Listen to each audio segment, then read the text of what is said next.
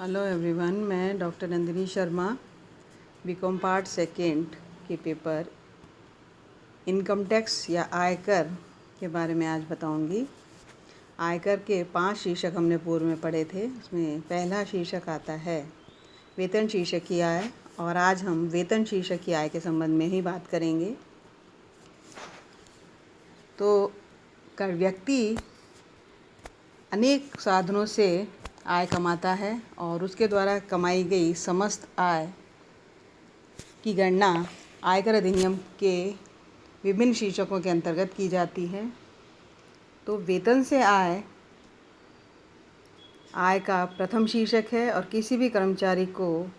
उसकी सेवाओं के बदले में उसके नियोक्ता से जो भी पारिश्रमिक मिलता है, चाहे वो मूल वेतन हो यानी बेसिक पे, मजदूरी, वेजेस, भत्ते, अलाउंसेस, बोनस, कमीशन या अन्य किसी रूप में, सुविधाओं के रूप में या वेतन के स्थान पर लाभ के रूप में, किसी भी रूप में जो भी राशि उसको अपनी नियोक्ता से प्राप्त होती है वो उसकी वेतन शीर्षक की आय में शामिल की जाती है। और आयकर की गणना की दृष्टि से उच्चाधिकारी, प्रबंधक, लिपिक, चपरासी यानी किसी भी पद पर कार्य करने वाले कर्मचारी के पारिश्रमिक को वेतन ही माना जाता है, चाहे उसका नियोक्ता सरकार हो, चाहे स्थानीय सत्ता हो, निगम हो, कोई कंपनी हो या अन्य कोई व्यक्ति हो। अब किसी भी आय को हम वेतन शीर्षक की आय में शामिल करेंगे उससे पहले हमें कुछ महत्वपूर्ण नियमों को ध्यान में रखना है। उसमें पहला नियम है कि नियोक्ता व कर्मचारी का संबंध, यानी किसी भी आय को वेतन शीर्षक की आय में शामिल करने के लिए ज़रूरी है कि भुगतान करने वाले और प्राप्त करने वाले के बीच कर्मचारी व नियोक्ता का संबंध होना चाहिए। यदि भुगतान करने वाले और भुगतान प्राप्त करने वाले के बीच नियोक्ता व कर्मचारी का संबंध नहीं है तो ऐसी आय वेतन शीर्षक की आय में शामिल नहीं की जा सकती है। जैसे एक साझेदार फर्म से वेतन प्राप्त करता है, कोई एक्टिव पार्टनर है, वो फर्म के कामकाज को देखता है तो उसके बदले में उसको सैलरी अगर फर्म से दी जाती है तो वो उसकी वेतन शीर्षक की आय में शामिल नहीं की जाएगी, क्योंकि फर्म और साझेदार के बीच कर्मचारी व नियोक्ता का संबंध नहीं होता है। ये आय उसकी व्यापार अथवा पेशे से लाभ शीर्षक में शामिल की जाएगी। इसी प्रकार भारत में संसद सदस्य, विधानसभा सदस्य मासिक वेतन पाते हैं, लेकिन वे सरकार के कर्मचारी नहीं हैं, इसलिए उनको देय वेतन वेतन शीर्षक की आय में शामिल नहीं किया जाएगा, अन्य साधनों से आय शीर्षक में शामिल किया जाएगा। अब दूसरी बात हमें देखनी है कि एक कर्मचारी के एक से अधिक नियोक्ता हो सकते हैं। There may be more than one employer of an employee, यानी एक कर्मचारी के एक से अधिक नियोक्ता हो सकते हैं। एक कर्मचारी एक से अधिक नियोक्ताओं के यहाँ काम कर सकता है। किसी नियोक्ता के यहाँ पूर्णकालिक यानी फुल टाइम और अन्य के यहाँ पार्ट टाइम या सभी के यहाँ पार्ट टाइम काम कर सकता है, और उन सभी से उसे जो राशि प्राप्त होगी पारिश्रमिक के रूप में वो उसकी वेतन शीर्षक की आय में ही शामिल की जाएगी, वेतन शीर्षक की आय में ही कर योग्य होगी। नेक्स्ट जो देखना है वो है सेवा के अतिरिक्त अन्य कार्य का पारिश्रमिक, यानी यदि कोई कर्मचारी उसके सेवा कार्य के अलावा नियोक्ता के अन्य कार्य भी करता है और ऐसे कार्य के लिए उसे कोई अतिरिक्त पारिश्रमिक मिलता है तो ऐसे अतिरिक्त पारिश्रमिक को भी वेतन शीर्षक की आय में ही शामिल किया जाएगा।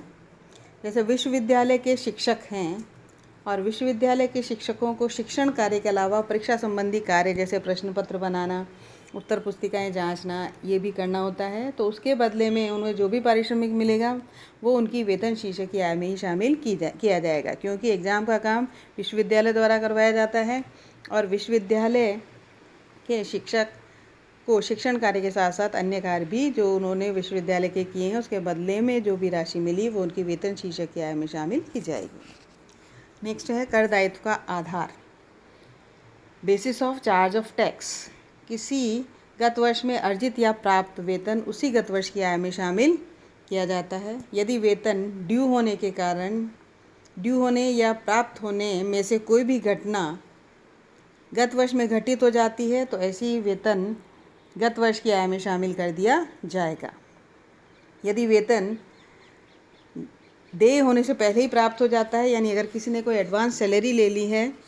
तो वह प्राप्ति के आधार पर उसकी आय में शामिल कर ली जाएगी, और जब वो ड्यू होगी उस समय उसे वेतन की आय में नहीं जोड़ा जाएगा। नेक्स्ट है वेतन एवं पेशे की आय। यदि कोई पेशेवर व्यक्ति, जैसे पेशेवर व्यक्ति होते हैं जैसे डॉक्टर है, इंजीनियर है, वकील है, चार्टेड अकाउंटेंट है, ये पेशेवर व्यक्ति कहलाते हैं। तो पेशेवर व्यक्ति कर्मचारी के रूप में कहीं सेवाएं देकर अपने नियोक्ता से पारिश्रमिक प्राप्त करता है, तो उसको नियोक्ता से मिला हुआ पारिश्रमिक वेतन शीर्षक की आय में शामिल किया जाएगा। लेकिन अगर इसके अलावा कोई पेशेवर व्यक्ति, जैसे कोई डॉक्टर किस निजी रूप से प्रैक्टिस कर रहा है, मरीज़ देख रहा है और मरीज़ से उसको फ़ीस मिलती है, तो वो फ़ीस उसकी व्यापार अथवा पेशे से लाभ शीर्षक में शामिल की जाएगी, क्योंकि मरीज़ और डॉक्टर के बीच में कर्मचारी व नियोक्ता का संबंध नहीं होता है। और अगर डॉक्टर कहीं किसी हॉस्पिटल में जॉब कर रहा है और वहाँ से उसको वेतन मिल रहा है, वो तो उसकी वेतन शीर्षक की आय है, क्योंकि उस अस्पताल में जहाँ वो अपनी सेवाएं दे रहा है उसके और डॉक्टर के बीच में कर्मचारी और नियोक्ता का संबंध होता है। लेकिन पेशेंट और डॉक्टर के बीच में कर्मचारी और नियोक्ता का संबंध नहीं होता है, इसलिए पेशेंट से जो भी उसे फ़ीस मिलेगी वो उसकी वेतन शीर्षक की आय में शामिल न करके व्यापार अथवा पेशे से लाभ शीर्षक में शामिल की जाएगी। नेक्स्ट देखना है नियोक्ता के अतिरिक्त अन्य व्यक्ति से प्राप्य पारिश्रमिक। यानी यदि कोई कर्मचारी अपनी सेवाओं के बदले नियोक्ता के अलावा अन्य किसी व्यक्ति से कोई पारिश्रमिक प्राप्त करता है, तो वह वेतन शीर्षक की आय में शामिल नहीं किया जाएगा, वेतन नहीं माना जाएगा। जैसे कोई होटल का वेटर है और होटल में आने वाले ग्राहकों से उसे कोई टिप मिलती है, कोई बख्शीश मिलती है, तो वो राशि उसकी वेतन शीर्षक की आय में शामिल नहीं की जाएगी, क्योंकि होटल में आने वाले ग्राहक और उस वेटर के बीच में कर्मचारी व नियोक्ता का संबंध नहीं है। नेक्स्ट है वेतन व मजदूरी में कोई अंतर नहीं है, यानी ये दोनों ही किसी कार्य को करने पर पारिश्रमिक के रूप में प्राप्त होते हैं और दोनों ही वेतन शीर्षक की आय में शामिल किए जाएंगे। मजदूरी का भुगतान शारीरिक श्रम के संबंध में होता है, जबकि वेतन का भुगतान सामान्यतः गैर शारीरिक श्रम के कार्यों के संबंध में होता है, इसलिए ये दोनों ही वेतन शीर्षक की आय में शामिल किए जाते हैं। नेक्स्ट, स्वेच्छा से वेतन त्यागना अथवा छोड़ना। यदि कोई कर्मचारी स्वेच्छा से अपना वेतन त्याग देता है या छोड़ देता है,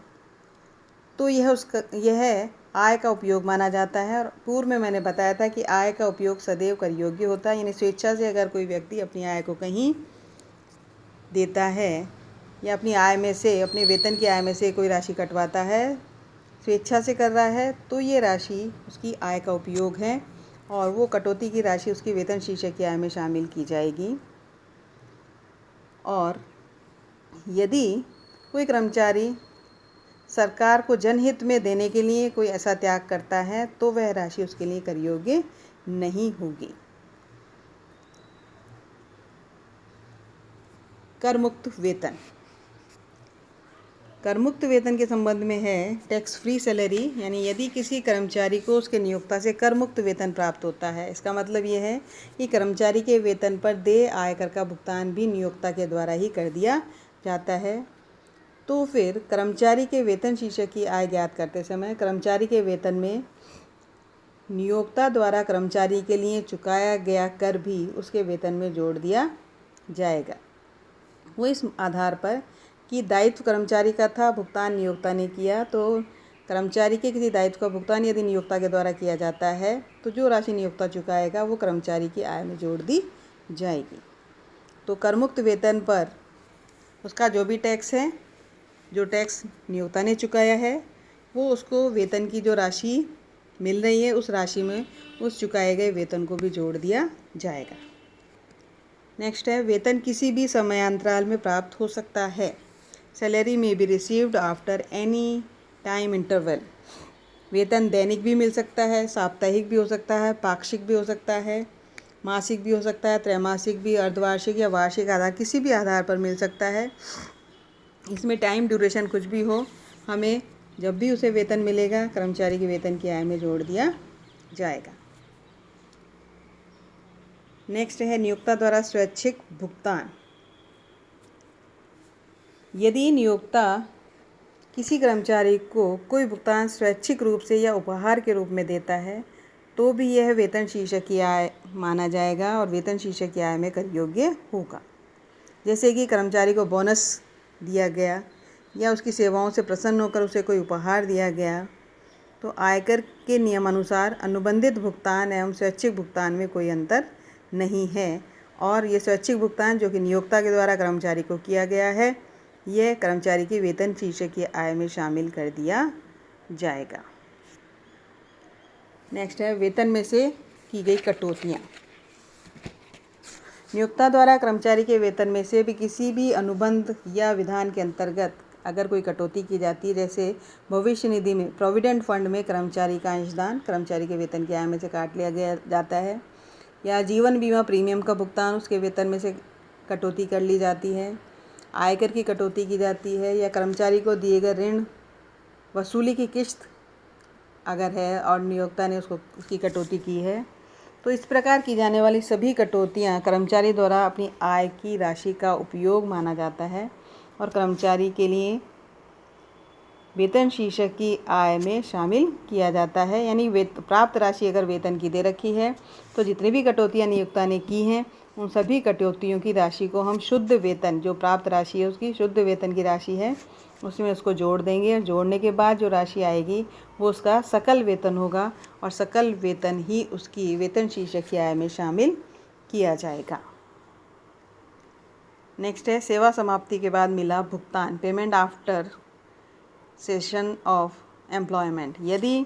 किसी व्यक्ति को उसकी सेवा समाप्ति के बाद अपने भूतपूर्व नियोक्ता से कोई भुगतान प्राप्त होता है अथवा पेंशन प्राप्त होती है तो ऐसी राशि उस व्यक्ति के लिए वेतन शीर्षक की आय में ही कर योग्य होगी। परंतु यदि भूतपूर्व नियोक्ता से कोई भुगतान व्यक्तिगत भेंट या उपहार के रूप में मिलता है तो ऐसा भुगतान कर मुक्त होगा। नेक्स्ट है वेतन उपार्जित होने का स्थान, place of accrual of salary. आयकर अधिनियम की धारा 9 उपधारा 1 के अनुसार वेतन शीर्षक की आय उस स्थान पर उपार्जित होती है जहां पर कर्मचारी द्वारा अपनी सेवाएं दी जाती हैं। यदि किसी कर्मचारी द्वारा अपनी सेवाएं भारत में दी गई हैं तो वेतन भारत में उपार्जित या उदय हुआ समझा जाएगा, चाहे इसका भुगतान भारत के बाहर ही क्यों ना हो और भारत में सेवा समझौते के समाप्त होने के बाद ही क्यों ना किया जाए। भारत के बाहर